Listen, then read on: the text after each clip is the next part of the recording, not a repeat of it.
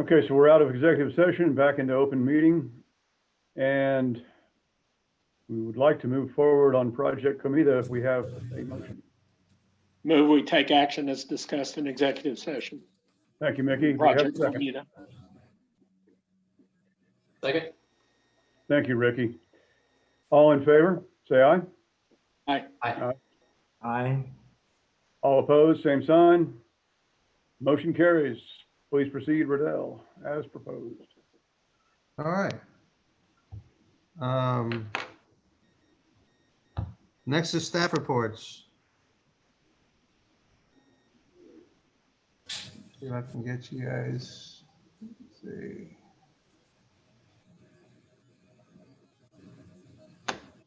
Technology.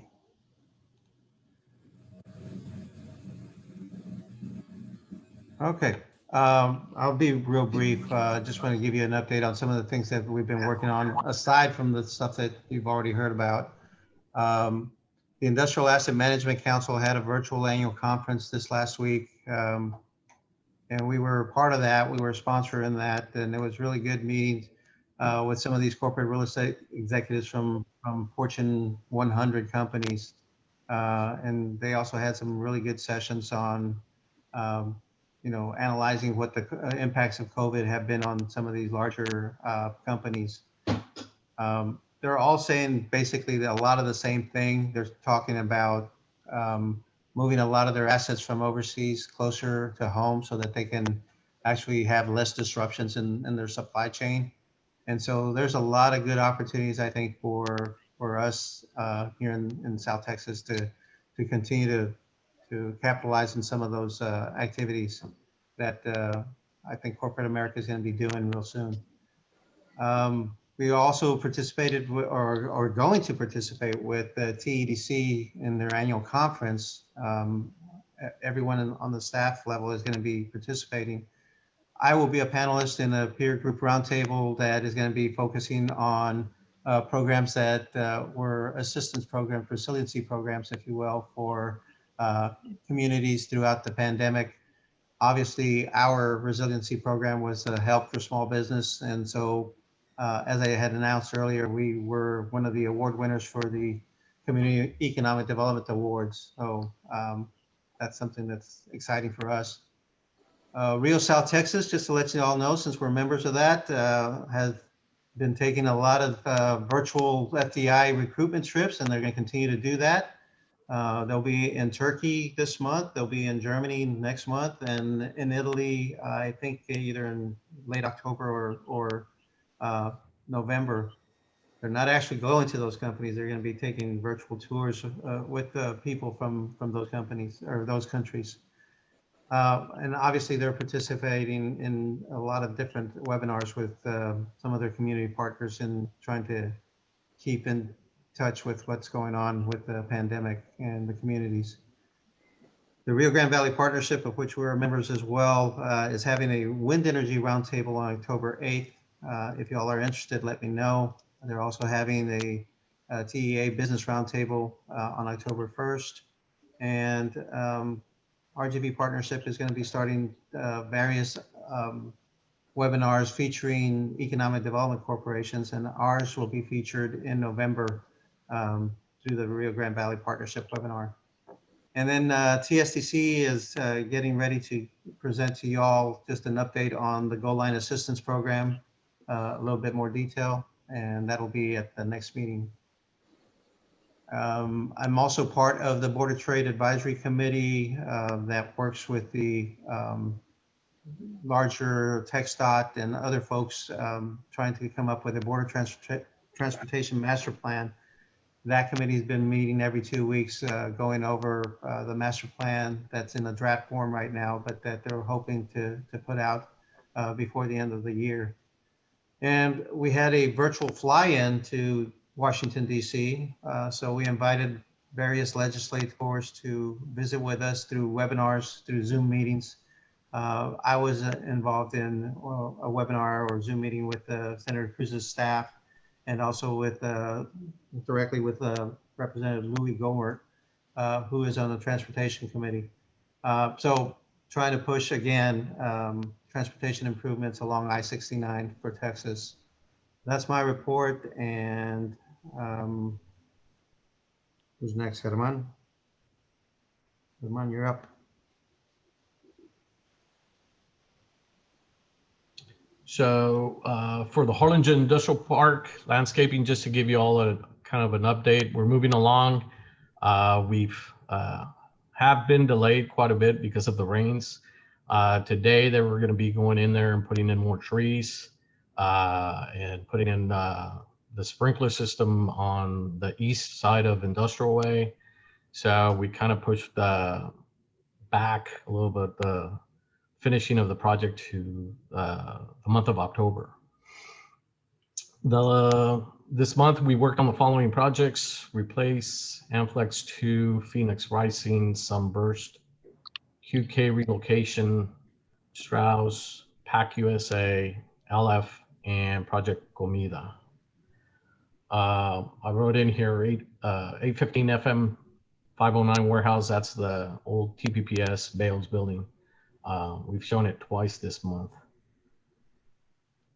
Also attended a couple of webinars: IMC, Fall Forum, Industrial Site Selection, Fundamentals of Lease Comps, Team Texas Virtual Marketing Mission. Most of these missions for Team Texas, we would go. Now everything's going to be virtual, and we go as a whole state for that one. So it's going to be interesting. The Registered Apprenticeship Expansion Town Hall, TXOGA Energy Summit, the Southern Gulf Coast, and then how to benefit from the USMCA in the automotive industry. This coming month of October is the Virtual Mexico's Manufacturing Summit, Supply Chain Summit. This one was going to be held in El Paso, and they kept moving the dates. So we are a sponsor on that one. So our sponsorship does hold us good for 2021 when they do have it again. But they decided to go virtual. The HMA, we hosted the second monthly virtual meeting on the 24th. We had a great group of folks, about 11 of us, all joined in. We brought in Juan Lerma, or virtually brought him in, from Rio Valley Switching.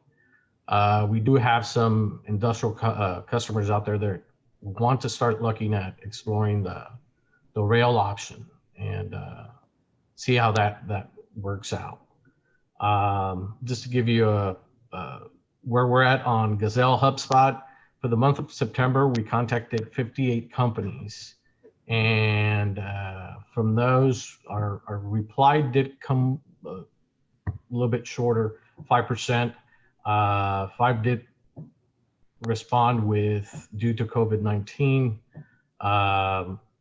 50% did open the information, and 40% have not. A lot of those 40% are hit and miss, people that have moved on from the company. And either you get an email back saying that, you know, they're not there, or some of them just have not opened it. So that's my report. All right, thank you. Thank you, sir. Beverly? Hi there. Okay. Just wanted to go briefly over a couple of things on my report, and then at the bottom, talk a little bit about some of the entrepreneurs that have chosen Harlingen to do business. On the commercial reports, we did have our first virtual after hours mixer that was really successful. Basically, we invited brokers from around the area to meet Retail Coach to see what they're doing for Harlingen and how that relationship between the brokers and Retail Coach can benefit both parties. Since the actual virtual hours mixer, the Retail Coach has reached back out and said that they have had some really good follow-up conversations with some of the brokers and been able to get some additional site locations that they can present to potential retailers looking to come into this area. So it was a really good success, and you know, it'd be something that we can look at doing in the future as well. I've had other brokers reach out and say they weren't able to attend, but would like the virtual recording. And so I think it was a good event, and we'll continue to do different things like that to keep that relationship between the different brokers in the area. Help for small business. We are on deadline tomorrow. So any applications that will come in tomorrow, we'll look at after September 30th, and then we'll start that final round of application reviews and approvals with the committee. Different projects, you've learned about a few of them today, but we continue to work on those different tasks that are needed for those projects. Attended several virtual meetings, but then again, back down to our entrepreneurs. This is really where I wanted to highlight a few of businesses that have chosen to come to Harlingen. Both of these entrepreneurs, Miseria and Thoughts Matter Counseling PLLC, were Kaufman participants in our 2019 fall cohort. They both learned a great deal about different, startup activities and business planning and different things like that in order to start a business in Harlingen. But just a quick little brief update about each one of them. Thoughts Matter Counseling is actually, Noelia Sanchez is the licensed professional counselor. She's worked in the school districts a really long time as a school counselor. She really has a passion for children and mental health. So that's really her focus. And so now she's able to provide on certain days, basically mental health counseling and counseling to individuals and families. And so she's been a good asset to this community, and it's really neat to see her start up. She actually started during the pandemic, the beginning of the pandemic in March. And since then, she's just been doing great. So we're glad that she chose Harlingen. And then Miseria actually just started in September of this year. And he actually is basically running out of a cottage kitchen right now, or operating as a cottage kitchen, but hoping to distribute his products through direct sales, farmers markets, and pop-up shops. He is also working with commercial businesses to sell his products to those commercial businesses. And then hopefully the goal is to have a shop or kitchen by the end of 2021, so he can begin those larger commercial sales. So just wanted to highlight those entrepreneurs who chose Harlingen, and we continue to see that growth. And then again, we are looking at the next Kaufman class coming up in November. So we look forward to additional entrepreneurs choosing Harlingen. All right. That's all I have. Celine?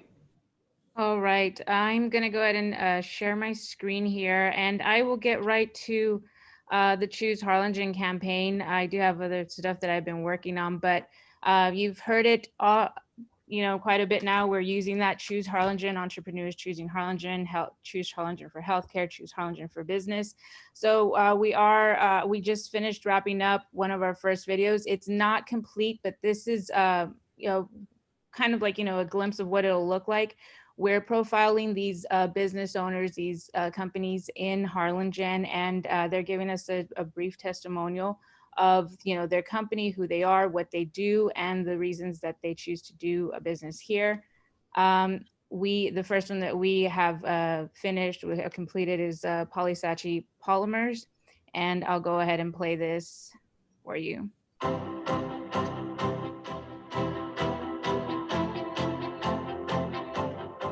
The name of my company is Polysachi Polymers. It's a parent company, and we have two companies under the Polysachi Polymers. The one is called Vinlawn Food Liners. The other one is Periolefins. Vinlawn Food Liners, what we do is we concentrate on food liners for the food industry. And basically it's for food service and packaging industry. The other side is Periolefins, is a technical textiles company. We manufacture yarns, straps, and some of the injection molded parts, and for bulk packaging, basically industrial textiles. These are the two companies we have. The food liners, for example, if you go to HEB, right, in between the tortillas, there's a line that goes in between the tortillas. People might think it's just the plastic. It's not just the plastic. It has a lot of engineering behind it. It's a product used to keep the tortillas fresh and separated, and without getting freezer marks. So a lot of people might think, oh, it's just the plastic sheets in between. So we make products like that for Vinlawn. That comes under Vinlawn Liner. Also, we make aluminum and insulated foil. That's a patented product. Insulated foil, those are interfolded. Harlingen is strategically in a good place for me. One reason is next to the border. We are next to the border. We bought the building in 2019 in January. And since this was a warehouse, we had to do a lot of work to make it into a manufacturing facility.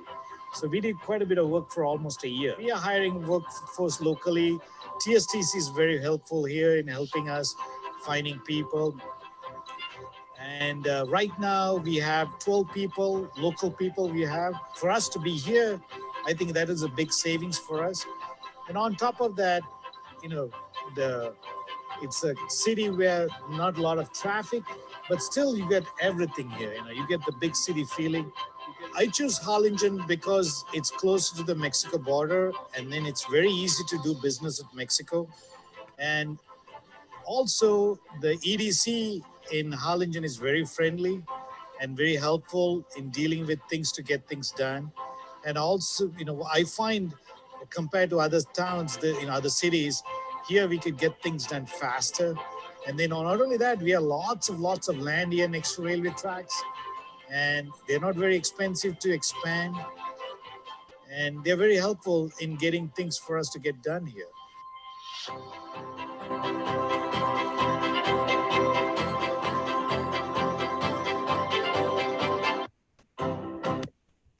So we plan to do about 10 more of these. We'll be focusing on the bigger companies as well as the smaller companies. We're going to get it ready to launch possibly next Tuesday. And it'll, you know, this is kind of what I've mocked up as how we'll be sending it out. It'll, each video will have an article, a feature component to it. And, you know, we'll be sending out, I'm hoping to do at least 2 a month. So having a larger company and then also having a local company. We do have another one that will be, that we did back in February when we were trying to get this launched, but then COVID happened. But that one will feature Bandera Coffee Company, Megamorphosis Architecture, and Procured Life and Home. So that will be coming out and accompanying this one. But yeah, that's what I'm excited about right now. Good. That was great. Great. Thank you. And that completes mine. I don't want to keep you all any longer. Thank you. Was a great report and a great endorsement by Polly Sachi. Yeah, Yes. that's it for us. All right, guys. Till next time. Sounds good. Everybody have a good day. You too. Thank Take you. care. Adios.